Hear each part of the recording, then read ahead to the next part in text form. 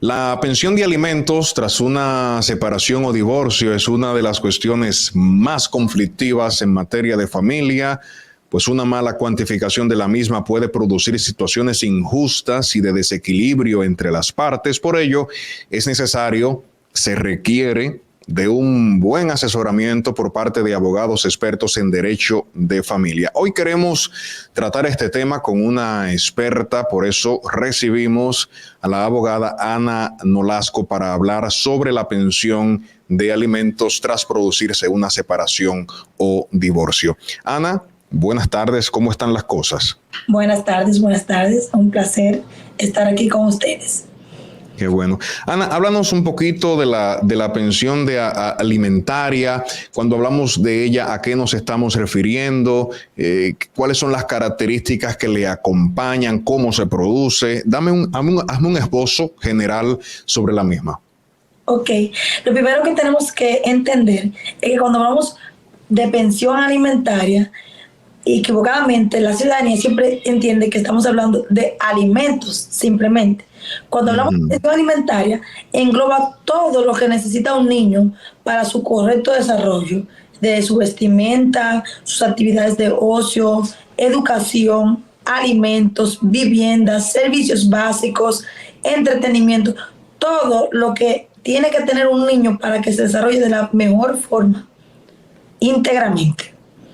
Entonces, no solamente, voy a repetir lo mismo que dijiste, no solamente es alimentos, no. Implica medicinas, voy a decir en términos llanos, ¿verdad? Sí. Implica el lugar donde se vive, implica los gastos educativos, el pago del colegio, la compra de los útiles que se necesitan.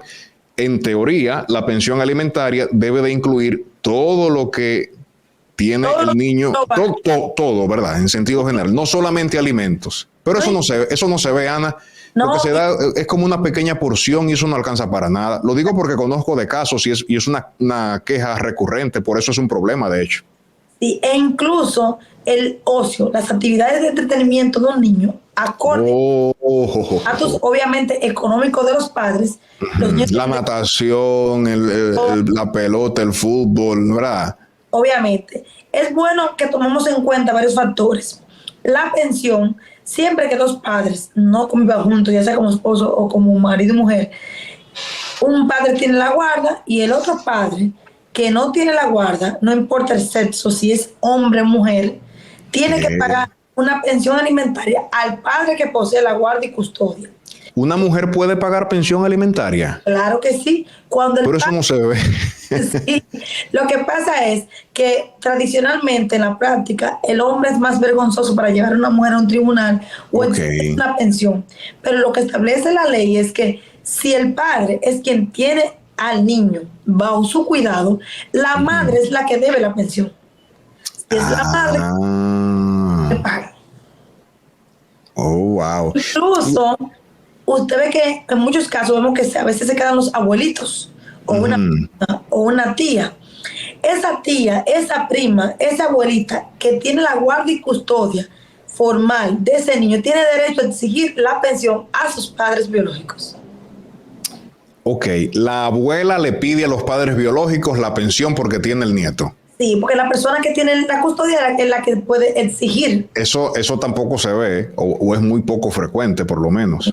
Por desconocimiento de la población, que ellos entienden que solamente entre los padres, no, pero la persona que tiene la guardia y custodia, que tiene la tutela de ese menor de edad, que lo está manteniendo, es la que tiene derecho a demandar en pensión a esos padres que no están cuidando a su hijo. Una pregunta, Ana, ¿cómo se decide el monto? Porque a veces se decide una pensión, vamos a decirlo así, no es paupérrima, no responde ni siquiera para alimentos. O sea, ¿en base a qué se decide la cantidad que un padre debe de dar para la manutención de su hijo? En lo que tiene que ver con la pensión alimentaria. Se toman en cuenta los gastos que tiene el menor de edad. Los gastos, muy bien, se toma en cuenta los gastos. Vamos a suponer que el menor necesita mensualmente para cubrir sus gastos 100 pesos. Es un ejemplo para ilustrar. Vamos a partir por ahí. Esos 100 pesos. Y se toma en cuenta cuánto genera el padre que debe de pagar la pensión. Por ejemplo, si ese padre paga casa, si ese padre tiene varios hijos a los cuales tiene que pagarle pensión, y cuántos son los ingresos de ese padre. Los ingresos. ¿Y en base a qué porcentaje de los ingresos se determina la pensión? No se hace a un porcentaje fijado, sino que eso queda a discreción de un juez que según las pruebas que usted demuestre de esos gastos que tiene el menor y de esos ingresos que posee el padre, la ley establece que el menor tiene derecho a tener una calidad de vida en proporción a la economía de los padres. O sea, obviamente, si tú tienes un hijo con una persona que tiene un salario mínimo de 12,000, 13,000 pesos, tú no puedes exigirle que te dé una pensión de 10 porque con qué esa persona se va a mantener. O en caso de, si esa misma persona que gana un salario base de 20,000, 30,000 pesos, tiene 3 hijos con diferentes mujeres y a los 3 le tiene que dar pensión, son factores que un juez va a tomar en cuenta a la hora de fijar una pensión. ¿Por qué? Porque tiene que dar para mantener a los demás niños también. Y si al final lo que da no da, ¿qué pasa? Eso es lo que se ve en la práctica. En la clase más baja del país vemos pensiones incluso hasta de 2,000 pesos mensuales. 2,000. Que usted sabe muy bien que eso, usted sale con un niño a comer un helado y ya gastó 2,000. Pero eso no da ni siquiera para el transporte al colegio y realmente o a la escuela, vamos a decir así, ¿verdad? Asumiendo que vaya a la escuela pública. En proporción a las ganancias que tienen los padres, un padre que tiene un salario mínimo de 10, 12,000 pesos, le andan poniendo una pensión así. Hay tribunales que tienen un criterio de que nunca la pensión puede ser menor de 5,000 pesos. Yo me acojo a esta línea porque entiendo que menos de 5,000 pesos ese sería un monto insignificante a la hora de tú encargarte de un niño y que además mandaría a ese padre o a esa madre a que haga lo que sea por mantener a su muchacho solo. ¿Debe de cubrir a la persona que se le pone la pensión el 100% de los gastos o debe ser compartido con el padre que sí conserva la custodia del menor? 50-50. 50-50. Sí. Muy bien. Hay algunas sentencias de la Suprema que ha legislado que en ocasiones, si la desproporcionalidad que existe entre los padres es muy amplia, como el niño tiene derecho a vivir con relación al estatus de vida de los padres y el interés del niño es superior a cualquier otro derecho, ellos lo que hacen es que pueden fijarla un poquito más, aunque viole el 50-50, porque lo importante es que el niño tenga una buena calidad de vida en proporción a los padres. Muy bien. ¿Por qué se generan tantos conflictos con este tema? Yo sé que donde hay dinero, bueno, hay intereses, se generan problemas, pero estamos hablando de personas que en algún momento se quisieron, fruto de ese amor, como dicen algunas películas, ¿verdad? Surgió una criatura o varias criaturas. ¿Por qué no logran ponerse de acuerdo y tienen que llegar allí al tema de llevarlo a un tribunal, ponerle la pensión alimentaria? Debería de ser así, ligero. ¿Por qué no se da? ¿Qué es lo que pasa allí? Siempre yo promuevo a que este monto sea fijado de manera amistosa. A veces la persona que tiene el niño aspira a unos montos exorbitantes o aspira a que el otro padre cubra el 100%. También vemos el padre que entiende o madre que cuando ya sale del hogar o entrega al niño no tiene nada que ver con ese menor o simplemente porque no desean pagar. La mayoría de casos que vemos donde se fijan pensiones así de 2,000, 3,000 pesos son casos que agotaron ya la parte judicial y que un juez tuvo que decirle a esos dos padres cuál es el monto para su hijo. Muy bien, muy bien. Los padres incluso que son miembros, trabajadores informales o emprendedores, que ellos mismos justifican salarios mucho menores o ingresos menores para poder obtener una pensión lo más baja posible. Una pregunta, Ana, ¿se puede caer preso por no pagar la pensión? Claro que sí, claro que sí. ¿Y en base a qué? Mira, si una persona le fijan una pensión, te fijaron una pensión de 10,000 pesos, con que tú te atrases un mes, ya esa dama puede ir, o ese caballero, puede ir a la fiscalía a solicitar la ejecución de esa sentencia. Si tú no pagas, obviamente van a hacer el proceso para que te ordenen el arresto. Pero el arresto se hace en base a qué, o sea, ¿cuál es el código, la ley que dice, bueno, si usted no pagó una pensión, usted va preso y le toca tanto, no sé? La pensión es de la materia penal especial. Ajá. Las de pensión son penal. ¿Entiendes? Automáticamente tú incumples con lo que fijó un juez. Esas mismas sentencias fijan que en caso de incumplimiento la persona va a cumplir 2 años de reclusión. 2 años.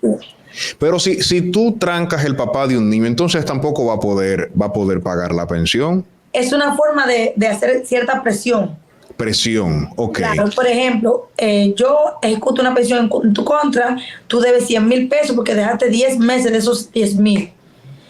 Para tú poder salir libre, tienes que abonar por lo menos el 50% de la deuda pendiente. Y cuando se produce un caso, por ejemplo, de desempleo, que la persona deja de producir, ¿puede alegar que no tiene forma de pagar?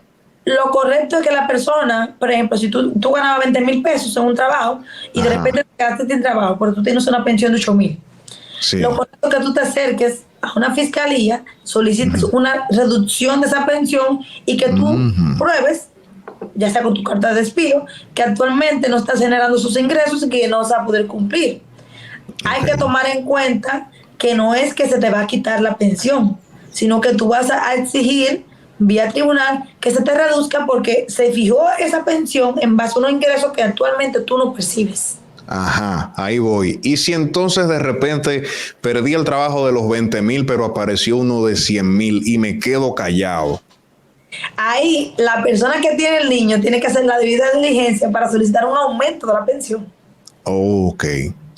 Exactamente. Okay. También otro pero que no hay forma de saber porque tampoco viven juntos, ni se ven. Créame que siempre las madres y los padres se dan seguimiento con respecto a eso, porque cuando se está yendo mal se nota, pero cuando se está yendo bien se nota más, como dice. Se le ve el refajo. Claro. Entonces tenemos un punto muy importante que quiero tocar. Ajá. Es que realmente se trata la pensión de ese monto que tenemos mensual. La pensión incluye unos gastos que son extras, que son los gastos educativos y los gastos médicos. En el caso de los gastos educativos, ya lo que llamamos reinscripción, compra de útiles escolares, uniforme, regularmente se fija o una cuota adicional para que cubra esa parte, o se fija que se va a cubrir 50-50. Ok. Y en el caso, pero eso se decide en la misma sentencia o es un acuerdo entre las partes. Se decide en la sentencia. Por ejemplo, un juez puede fijar que la pensión sea 8,000, como dijimos, y 50% de gastos educativos y médicos. Aquí el padre o la madre que tiene esa sentencia a favor, que cuida al niño, va a comprar los útiles o lo va a cotizar y el padre tiene que acreditar la mitad. Claro que tenemos que tener en cuenta la razonabilidad. Por ejemplo, si tú tienes una pensión de 8,000, tú no puedes venir a querer a que ese padre o madre te pague 50,000 pesos de gasto educativo.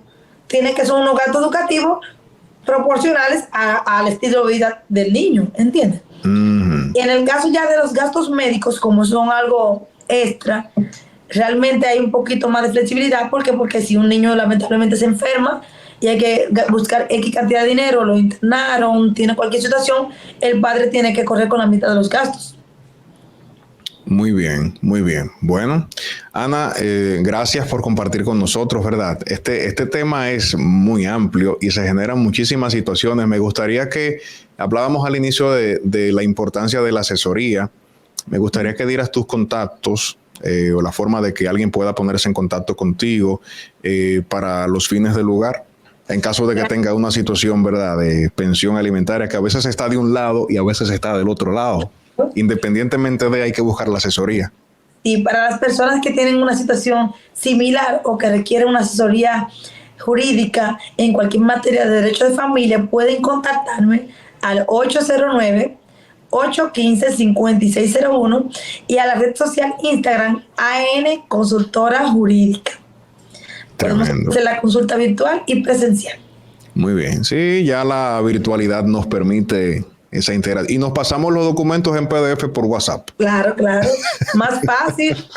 Y estamos ahí más directo. Ya solo vamos al tribunal cuando haya que ir. Exactamente. Tremendo. Bueno, fue Ana Nolasco aquí en Esto No Tiene Nombre.